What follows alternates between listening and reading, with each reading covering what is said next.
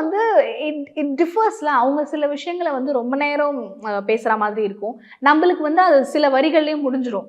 சில வார்த்தைகள்லாம். ஸோ அதெல்லாம் நீங்க எப்படி அது ரொம்ப சேலஞ்சிங்கா இருந்ததா சில அந்த மாரி விஷயங்கள்லாம்? கண்டிப்பா சேலஞ்சிங்கா தான் இருந்தது. ஏன்னா வேர்ட் பை வேர்ட் டிரான்ஸ்லேஷன் பார்த்தோம்னா, இது ப்ராப்பர் டிரான்ஸ்லேஷன் இல்லன்னு சொல்ல தோணும்.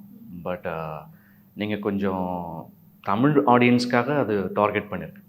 ரீஜனல் லாங்குவேஜ்க்காக டார்கெட் பண்ணிருக்கு. ஸோ இங்கிலீஷ்ல தலைகீழா இருக்கிறத தலைகீழா சொல்லணும்னு அவசியம் இல்ல. அத ஃப்ளோ பண்ணி சொல்றது தான் டப்பிங்கோடைய அழகே அது. டிரான்ஸ்லேஷன்லேருந்து டிரான்ஸ்கிரியேஷனா மாறுதாங்க தான் அது. ஸோ அத நாங்க நல்லா தான் பண்ணியிருக்கோம். எங்களுக்கு தெரிஞ்ச வரைக்கும் if you go to this YouTube சேனலுக்கோ இல்லை எங்கே போனீங்கனாலும் இதோடைய ட்ரைலர்ஸ் கீழே நீங்கள் கமெண்ட்ஸ் பார்த்தீங்கனாலே தெரியும். நல்லா என்ன சொல்கிறது, நல்லா இருக்குன்னு தான் எல்லோரும் ரெஸ்பான்ஸ் வந்திருக்கு. ஸோ அப்படி பார்த்தா நாங்கள் கரெக்டாக தான் பண்ணுறோம் அப்படின்னு தெரியுது ட்ரான்ஸ்லேஷன் வாய்ஸ். ஆமா. அண்ட் அந்த லேடி விசில்டனோட அந்த லெட்டர்ஸ்லாம் வந்து கொஞ்சம் கஷ்டம் தான். ஏன்னா அது ரொம்ப அவங்க குவர்க்கியா எழுதுவாங்க. கவித்துவமா எழுதுவாங்க. ஆமா. அண்ட் அத வந்து தமிழ்ல டிரான்ஸ்லேட் பண்ணது அது நல்லா இருந்தது. அந்த ஒரு லெட்டர். தேங்க்யூ.